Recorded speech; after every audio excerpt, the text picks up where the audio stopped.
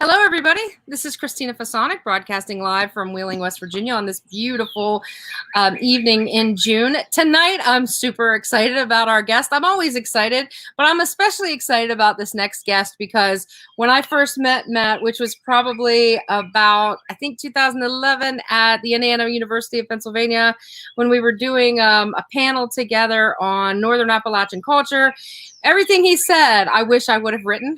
So we'll talk more about that in a minute. I want to bring my co-host, Damian Dressick, on. Hello, Damian. Good evening, Christina. How are you in Wheeling, West Virginia tonight? I'm always just as fantastic as forever. Wheeling is always good. No complaints. How are you? I am fine, thank you. As you can see, I'm indoors. Yes. We do not have spectacular weather. Oh. We've had thunder showers and gray skies. I could use some rain, though. But, you know, the thing is, you are going to age so well. You'll be like 90 years old and have this beautiful skin, and I'll be all like tan, wrinkly because I spend so much time out in the sun, but I can't help it. You know, it's the best thing about it, being outside. Well, I have a convertible vehicle. So perhaps, you know, yeah. Yeah, well, if the sun doesn't get you, the wind will. So are we ready to introduce our writer tonight? I think we are ready to introduce our writer. Now, you're going to introduce our writer tonight, but I also met Matt at IUP. We taught there together. Oh, cool. Yeah. And he was very nice. Yes, he's very nice. So let me tell our audience a little bit more about him other than our personal anecdotes. In Matt's bio, he says that he wandered away from his birthplace in southwestern Pennsylvania to live in the high desert of southern Arizona, then in the urban cultural center of Paris, France. Pulled by shared geographies of their home Appalachians, he and his wife returned to the Laurel Highlands, settled there, became unsettled, then settled again in northwestern Pennsylvania at the confluence of Appalachia and the Rust Belt. His essays have appeared in literary magazines across North America, with recent work appearing in the Fiddlehead, Gettysburg Review, and Best American Travel Writing 2018. He is the author of 2 books, the latest, Appalachia North, a memoir, which is an inquiry, they're both inquiry into exiles of self and region, precipitated by the curious cultural position of being from Northern Appalachia and by the difficult personal reckoning that comes in the aftermath of the diagnosis and treatment of a brain tumor. He teaches writing and literature at Allegheny College, serves as a visiting faculty member in the West Virginia Wesleyan Low Residency MFA program, and with his family divides time between Northwestern Pennsylvania and Prince Edward Island in Canada. It is from Matt, and I will bring him on. Hello, Matt. Hey. It's from you that I first learned the term Appalachia. Oh, yeah, I think I made it up. I think you did too. It is a brilliant term, and I think that speaks to something that we've all been talking about what is Appalachia. Can we, since the Appalachian Mountains run up into Canada all the way down to Georgia, you know, and that whole swath, I mean, what is Appalachia? It's more the culture than the, you know, and how does it, yeah, you know, you wrote the book on it. Well, that's right. Well, I mean, we're related to our rocks in the mountains that are from our rocks, but yeah, there's this cultural thing, and I think partly it comes from this exile. So I'm in Pennsylvania too. Both of you guys have your locations on your tag, and I wish I did too. I copied that from Christina. Smart. The coolest I'm stuff. a fast follower. Yeah. Yes. But what I'm thinking about here is being Pennsylvanian and being Appalachian/Appalachian, which is something maybe we'll talk about later or not, is kind of weird. But that opens up the idea of recognizing the way other people have been exiled from their countries. Culturally, I'm thinking, because Appalachians are sort of thought of as outsiders to the rest of the country. And what I discovered in maritime Canada is very much the same way. And then I realized, hey, the mountains are there too. So I think there's space for at least some widening of the grouping in some way. Plus, they have red rocks, but they're supposed to be red. And that's when you grow up in coal mining country, you grow up with red rocks that aren't supposed to be red. And it's refreshing to be in a place where the rocks are red naturally instead of non-naturally. I can identify with that.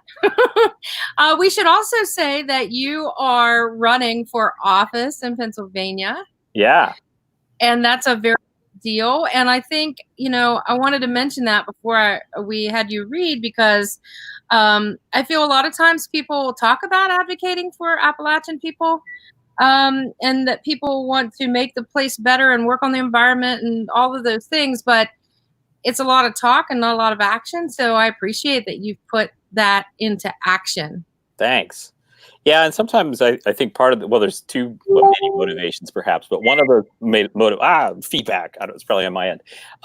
One of those motivations is that often I think in politics we get in Appalachia the stereotype of what Appalachian is thought to be, and part of the reason why we suffer is that the people who represent us locally, sometimes locals actually often better.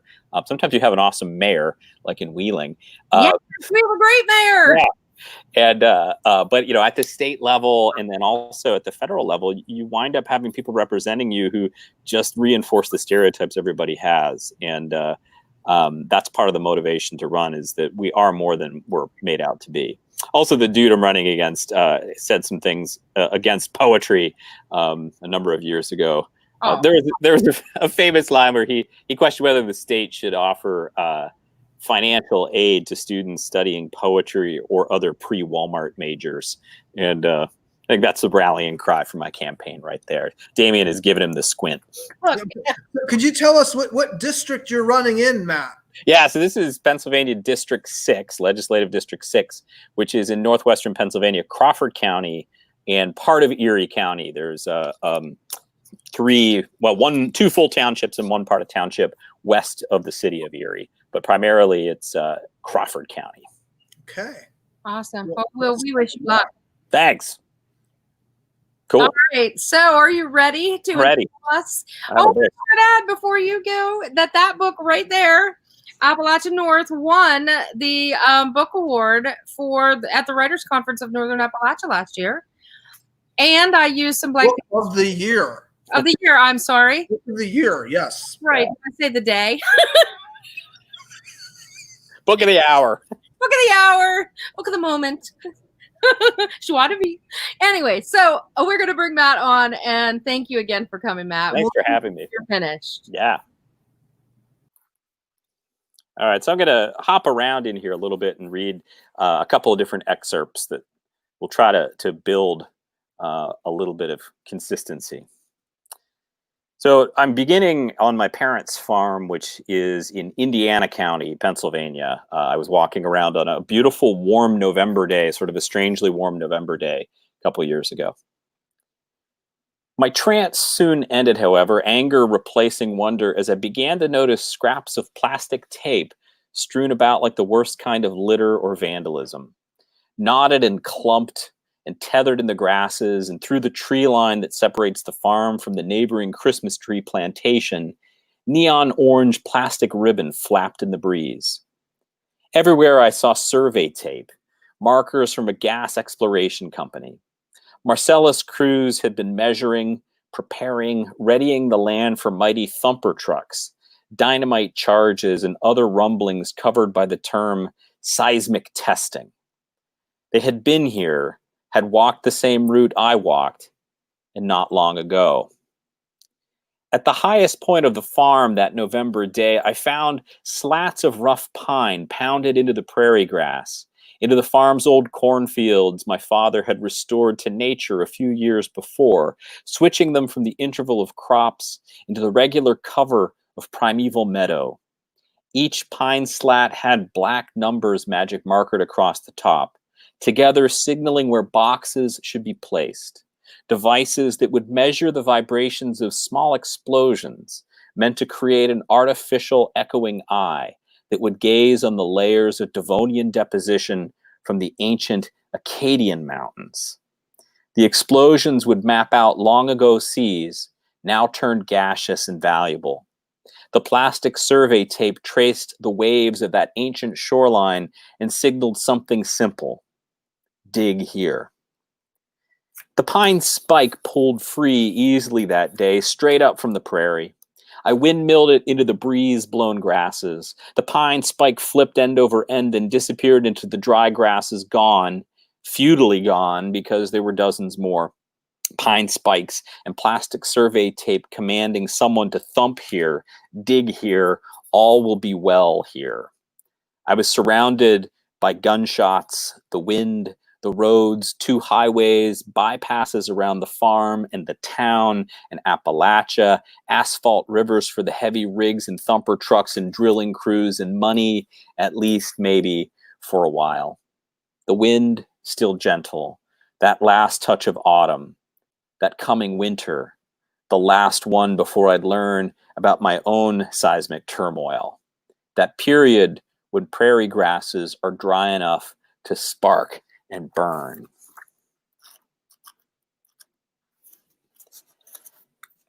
Let me put it this way. Narrative suggests that I am supposed to live in the wake of my personal crisis along a Sherald Strayed wild sort of arc, where I'm faced with this setback and do something. Maybe I hike a trail. No. Maybe I try to reignite my failed professional golf career. Maybe, but probably no. Maybe I just use the tumor as its own sort of metaphorical journey and come out on the other side transformed and different, certainly better. But the problem of brain tumors and narrative resolution, or at least the problem of my own brain tumor, is that resolution isn't possible. It's there in my head, will be forever. It's probably dead, so there's a triumph, but it's not gone. And I'm still the same person, just one with new neurological issues that bug the hell out of me. Sometimes my hands tremble. Often my left eye aches when I've been exerting myself or even just reading too much.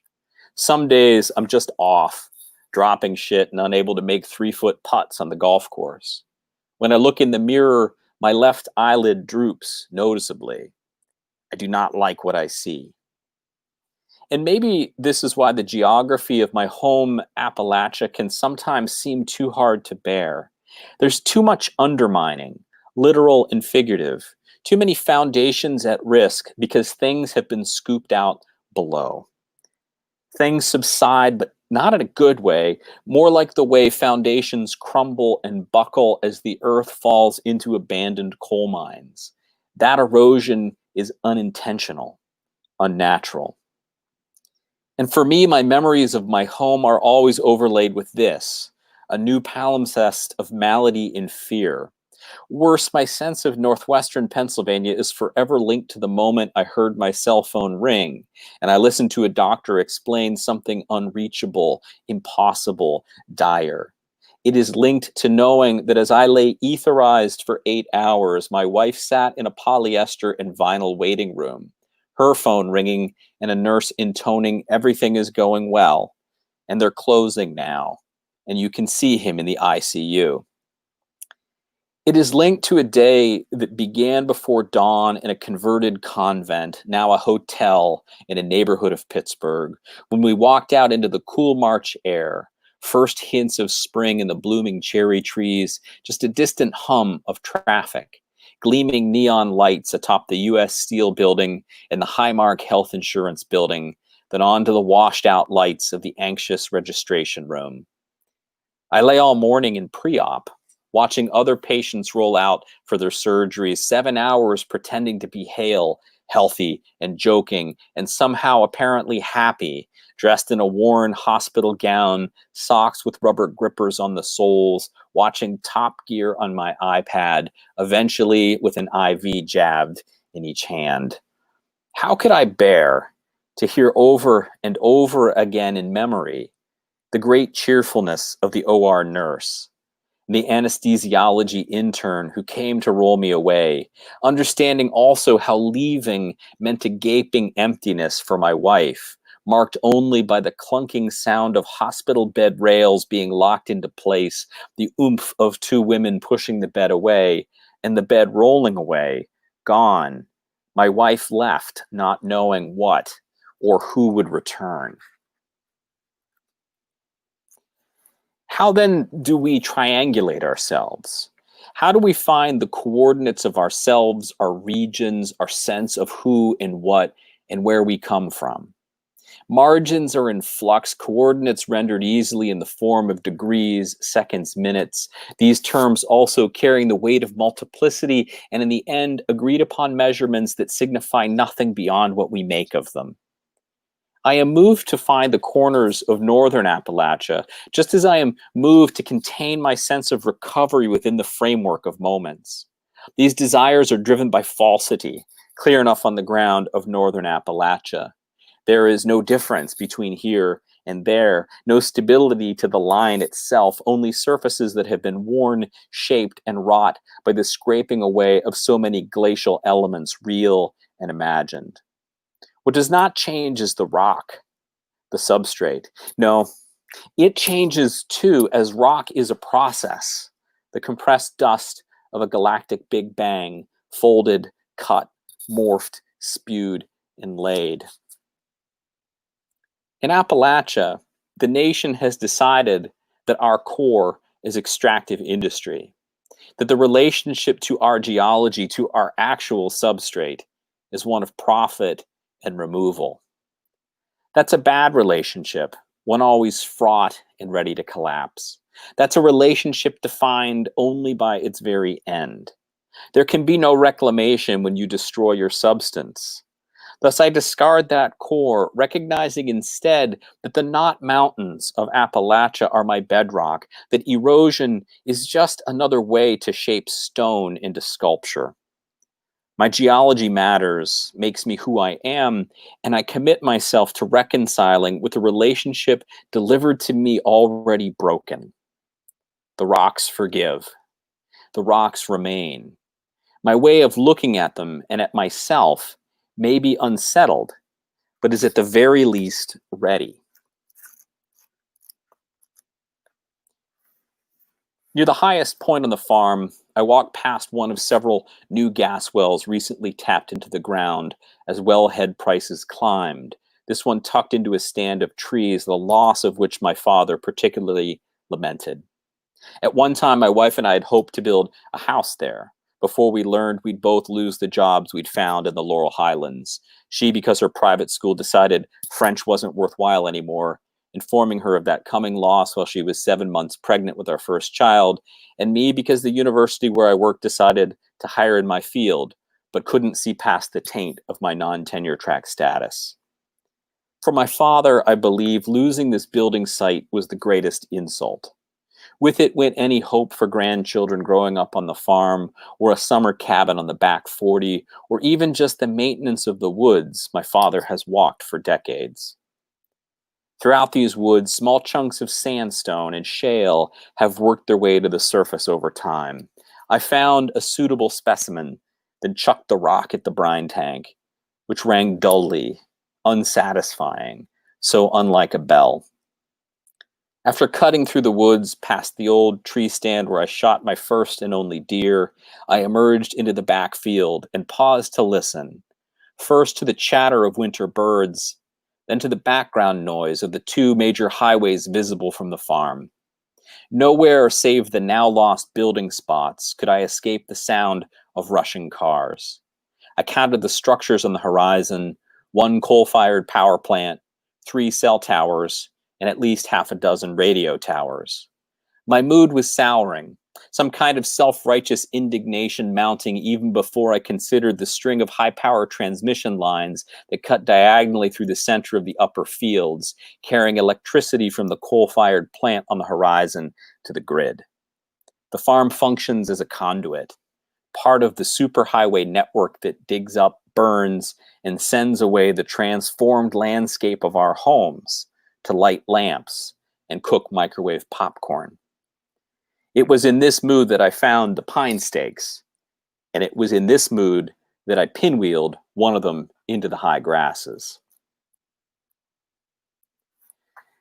We all carry scars. I have many from childhood falls, and they grow with me. I carry a bald streak in the front of my hairline from when I hit my head on the electric meter outside of John's house in 3rd grade. His mother, the nurse, their white porcelain sink splashed red as I bled, freshly scarred forever. Then there's the divot on my knee when I wrecked my bike, and when later that night I awoke to see the terrifying omen of a bat flying around the ceiling of my room. The hairline traces of the 3 broken arms I earned while in elementary school, each a memento of healed fractures clearly visible on x-rays. The screws now in my skull, which airport agents can see each time I walk through security. The headaches, the perpetually thinner hair on the left side of my head where radiation damaged follicles as it destroyed my tumor. The drooping of my left eyelid as I tire. The new philosophy of scarring. The antibodies we develop after a cold. Our bodies record everything that threatens, or maybe the body is actually defined by the things that threaten it. We become us by the way we heal from damage, or better put, we become a new self constantly by stacking on the history of our own injury. We are made in how we struggle against the difficulty of living. We are soft and vulnerable, but somehow resilient. Not bouncing back, but forward. Thanks.